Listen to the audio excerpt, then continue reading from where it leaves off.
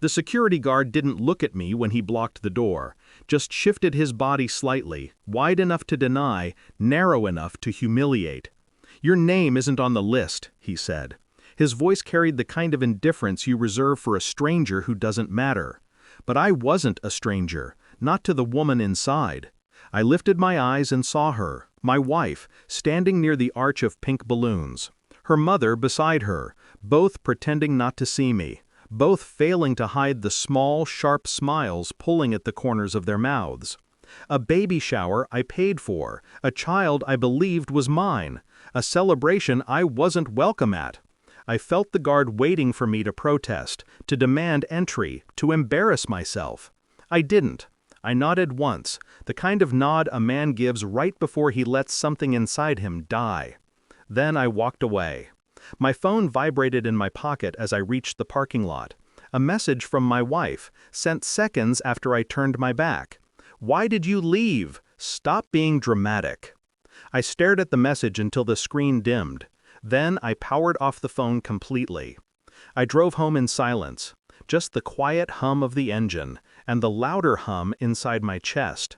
The feeling you get when the world shifts under your feet. The feeling you get when betrayal finally grows a voice. But it didn't speak. Not yet. It started weeks earlier. Little fractures in the facade I tried to ignore. Late-night prenatal meetings that didn't sound like medical consultations. Her sudden obsession with locking her phone. Pictures she claimed she didn't pose for. Angles too intimate for a stranger. Too familiar for a husband. Still, I kept the peace. There's a strange comfort in pretending your life isn't sinking. A numbness you hold on to because the alternative, truth, is a blade you're not ready to touch. But the baby shower, being denied entry like a trespasser in my own story, that wasn't a fracture. That was structural collapse. I replayed their laughter in my mind, her mother whispering into her ear, my wife covering her mouth to hide her smile, both of them glancing at me as if expecting me to crumble on the spot. But I didn't crumble. I froze, cold, still, focused. That kind of humiliation doesn't just sting, it clarifies.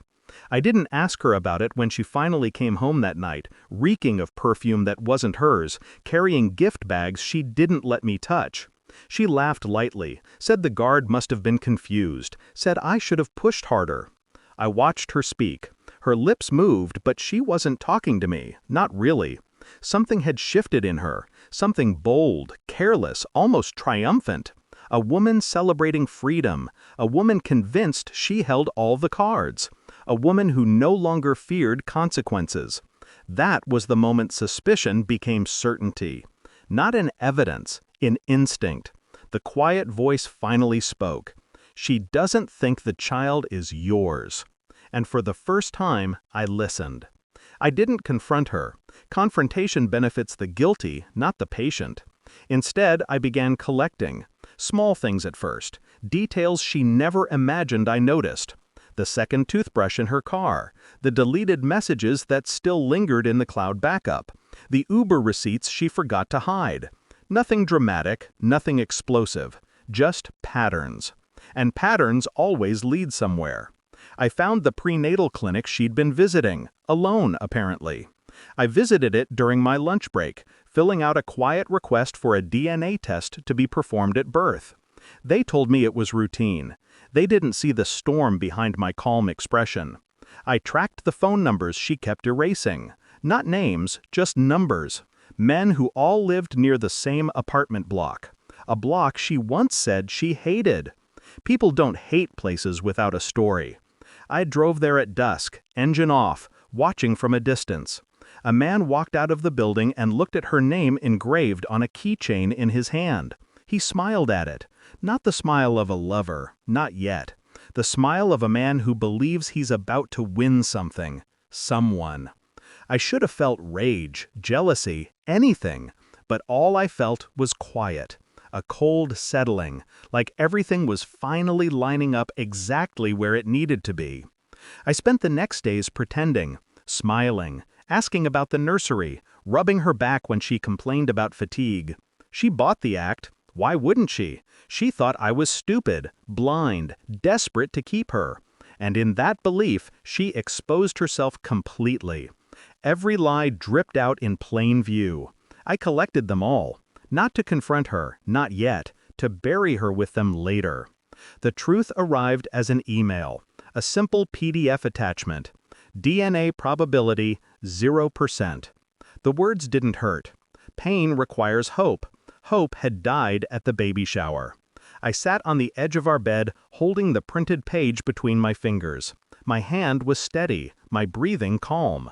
It felt like reading someone else's tragedy. When she walked into the room, she noticed the paper immediately. "What's that?" I didn't answer. I simply handed it to her. She scanned it once, twice. Her face drained. Her lips trembled, but no sound came out.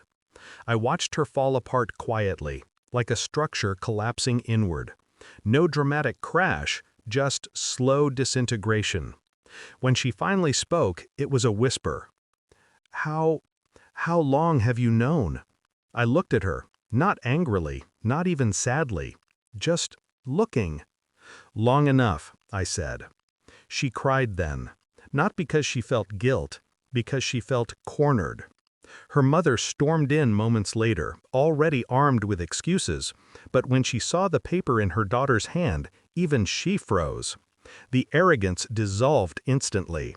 They both understood the silence in the room. It wasn't shock. It was judgment, final, unyielding.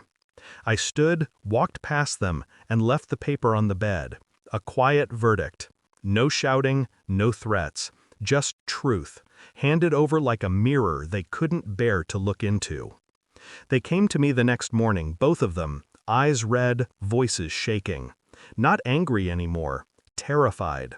The man she thought would stay with her once the baby came had bailed, blocked her, vanished. He didn't want responsibility for a child he couldn't deny anymore. She was alone, cornered. And suddenly, she needed me. "Please," she whispered, "we can fix this. We can work through this. Just help us." Help. Funny word.